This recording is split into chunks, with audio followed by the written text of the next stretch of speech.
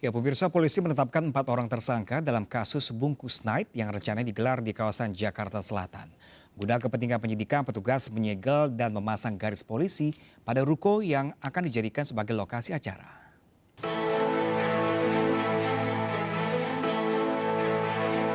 Polres Metro Jakarta Selatan menetapkan 4 orang tersangka dalam kasus dugaan prostitusi dan pornografi berkedok event bungkus naik yang rencananya digelar di sebuah tempat spa di kawasan Kebayoran Baru, Jakarta Selatan. Penetapan tersangka dilakukan berdasarkan hasil gelar perkara, pemeriksaan barang bukti, serta hasil keterangan 8 orang saksi. Keempat tersangka merupakan direktur dan staf yang bekerja di tempat spa tersebut. Barang bukti kami mengamankan handphone milik kantor, kemudian handphone pribadi milik tersangka MC dan tersangka AK serta tersangka lainnya. Jadi semua sudah kami sita dan di dalam handphone tersebut diduga memang berasal konten-konten yang berbau ajakan pornografi. Selain menetapkan tersangka, demi kepentingan penyidikan, polisi juga menyegel ruko yang akan dijadikan acara bungkus naik. Poster tersebut menampilkan foto seorang wanita berpakaian minim seperti kata-katanya mengandung muatan sensual. Dari Jakarta Selatan, Den Helmi Sajangpati, iNews melaporkan. Ya, pemirsa, publik tanah air dihebohkan dengan viralnya acara sensual bertajuk Bungkus Night yang rencananya akan digelar 24 Juni mendatang. Namun acara tersebut batal karena polisi segera meringkus para penyelenggaranya. Mereka pun dinyatakan sebagai tersangka dan dijerat dengan Undang-Undang Informasi dan Transaksi Elektronik serta Undang-Undang Pornografi. Sudah tepatkah penggunaan kedua undang-undang ini dalam kasus tersebut? Dan pemirsa, kita akan membahasnya dengan manajer advokasi Lembaga Studi dan Advokasi Masyarakat Elsam, ada Bapak Muhammad Bushrol Fuad. Halo Mas Fuad, selamat sore. Selamat sore Mas Bram. Ya Mas Fuad, ini ada 2 pasal yang dikenakan yaitu Undang-Undang ITE dan juga pornografi. Apakah menurut Anda ini sudah tepat untuk mereka? Ya, terima kasih Mas Bram. Ada beberapa hal mungkin yang saya bisa lihat dalam kasus ini. Justru saya sebenarnya memiliki satu pertanyaan besar ya. Sesungguhnya apa yang membuat persoalan ini menjadi satu persoalan hukum ya, apalagi dianggap mengandung delik. Bahkan hari ini sudah ada 5 orang yang ditetapkan sebagai tersangka dengan berbagai peran, perancang, mempromosikan dan lain sebagainya. Apakah kemudian yang mengandung delik itu adalah istilah bungkus naik yang digunakan, atau misalkan poster-poster yang menggunakan foto-foto perempuan yang menggunakan pakaian serba minim, ataukah soal biaya-biaya yang diinformasikan untuk dapat mengikuti party ini. Saya kira itu beberapa hal yang tentu menjadi satu pertanyaan besar. Apakah kemudian penggunaan pasal 27 ayat 1 Undang-Undang ITE khususnya dan umumnya Undang-Undang Pornografi ini tepat digunakan. Nah, terkait dengan pertanyaan tadi, saya kira memang kasus ini terlalu dipaksakan untuk menggunakan ketentuan pasal 27 ayat 1 Undang-Undang ITE. Jadi kami secara umum memang menganggap ketentuan pasal 27 ayat 1 Undang-Undang ITE ini bermasalah. Jadi begini Mas, secara umum itu kalau kita membaca Undang-Undang ITE ada 2 jenis cybercrime ya.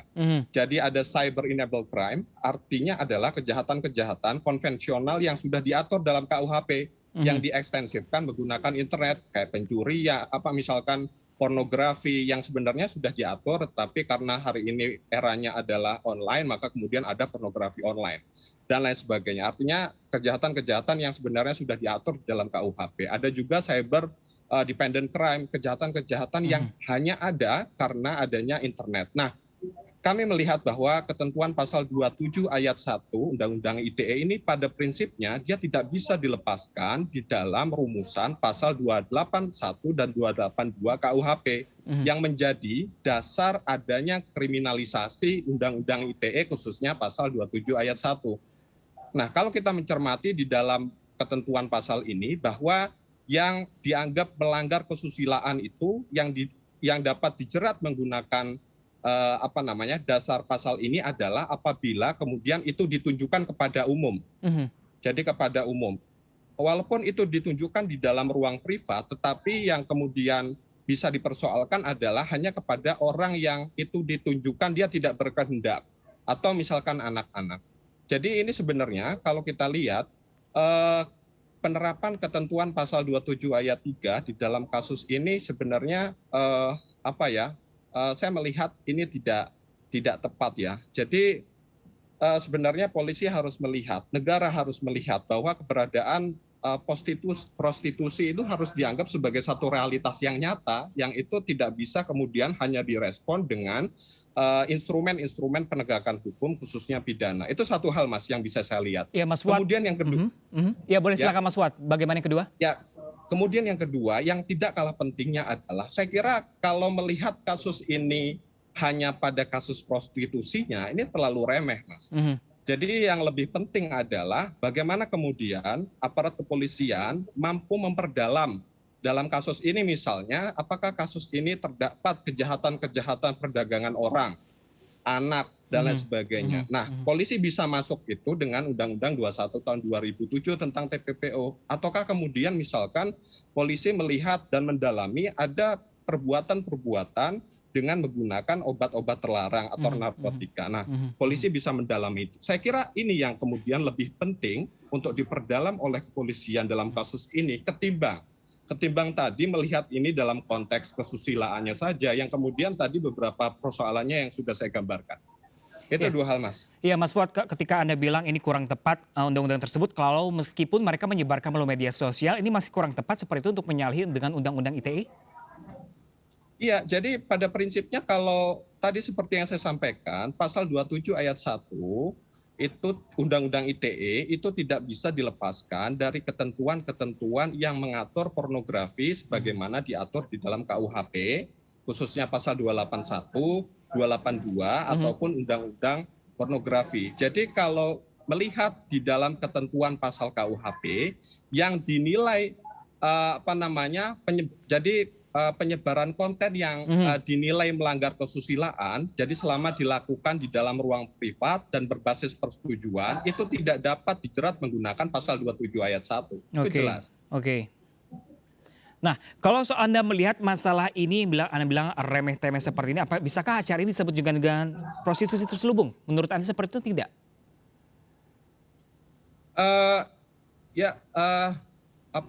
Mungkin bisa jadi begitu, tapi yang perlu saya tegaskan, apakah ini motif ya? Ini kan bicara motif. Apakah ini terselubung atau tidak? Saya kira teman-teman di aparat penegak hukum, khususnya kepolisian yang lebih tahu karena. Tetapi yang perlu dilihat tadi yang saya garis bawahi bahwa prostitusi itu harus dianggap sebagai satu realitas yang nyata. Negara, aparat harus melihat itu, bahwa itu ada.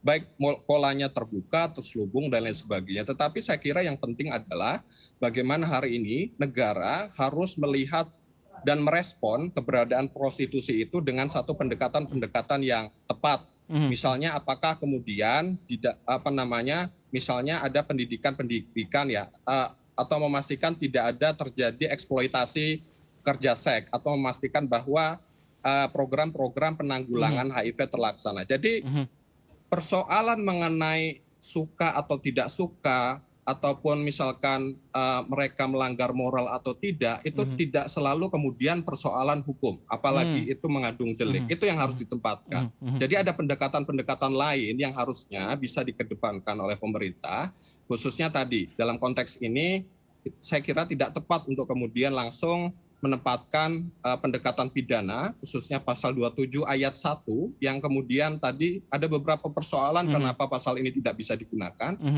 Jadi sebaiknya menggunakan pendekatan-pendekatan lain. Tapi yang penting tadi, ada hal lain yang lebih krusial yang harus didalami oleh kepolisian, yaitu tadi harus mendalami apakah dalam kegiatan ini, perbuatan ini mengandung tadi, apakah ada perdagangan orang, ada perdagangan anak, ataupun misalkan penggunaan obat-obat terlarang atau narkotika. Itu yang harus lebih penting untuk dikejar. Oke, jadi ini prostitusi terselubungnya masih dipertanyakan. Namun ini sebelumnya sudah di bulan Maret lalu, kemarin sudah terjadi yang ada volume 1. Kalau jika terbukti memang ada prostitusi terselubung, pasal-pasal tersebut bisa digunakan?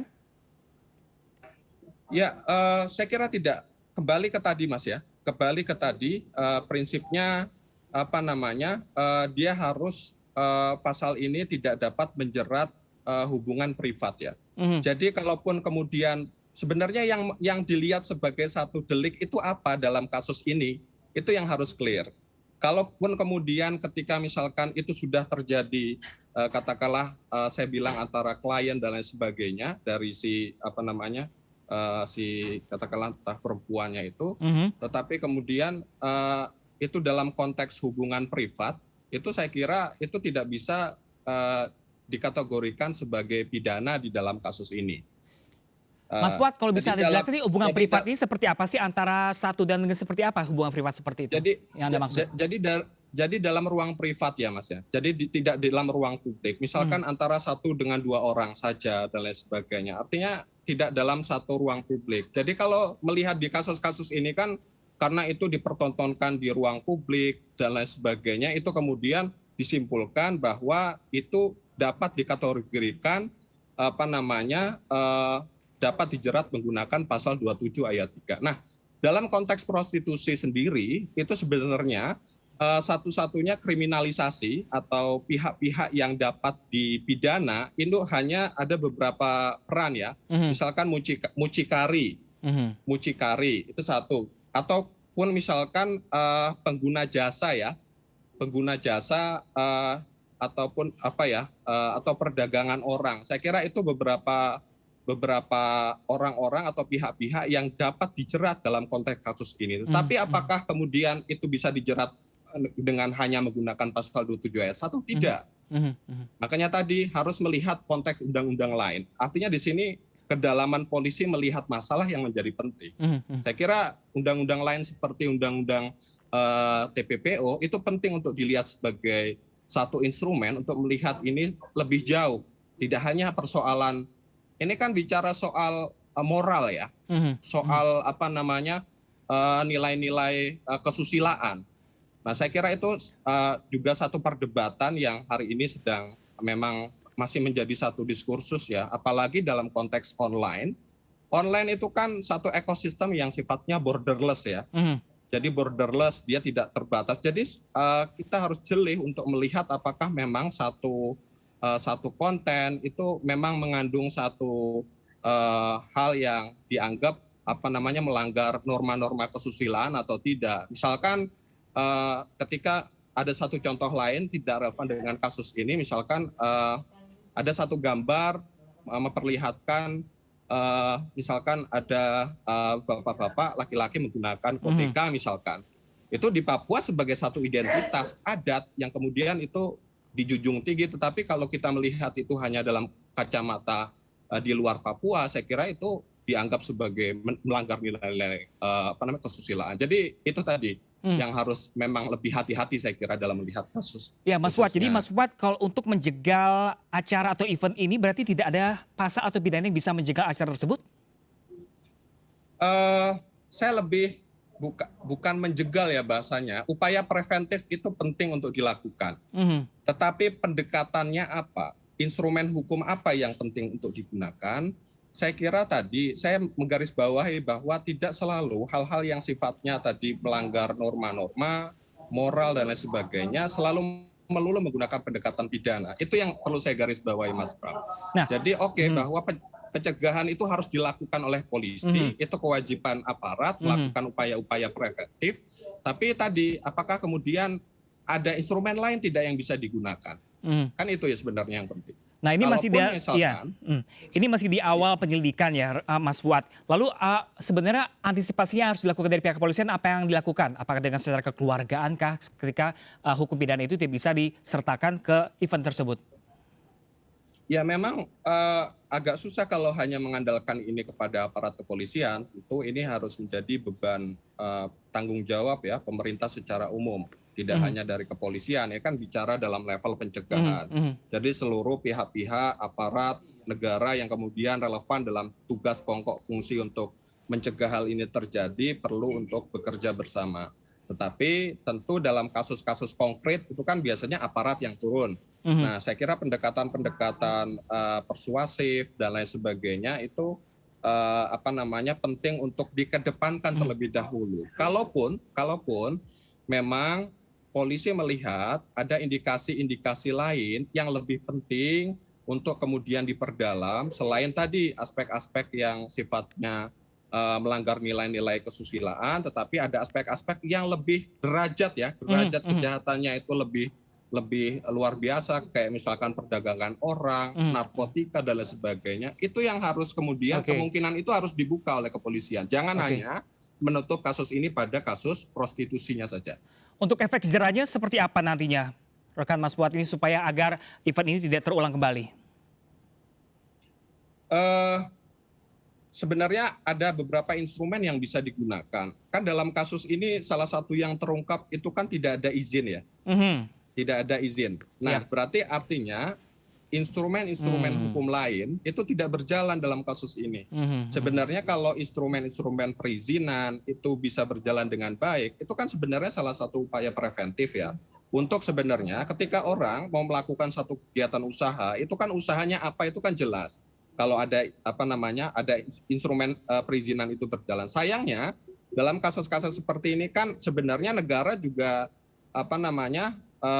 gagal ya untuk melakukan upaya-upaya pencegahan tadi, khususnya untuk memastikan bahwa aspek-aspek perizinan tadi harusnya dipenuhi oleh setiap badan usaha. Oke, baik Mas Fuad, karena waktu sangat terbatas, terima kasih banyak telah berbagi informasi bersama kami Mas Fuad selaku Manajer Advokasi Alsam. Terima kasih banyak Mas Fuad, salam sehat selalu.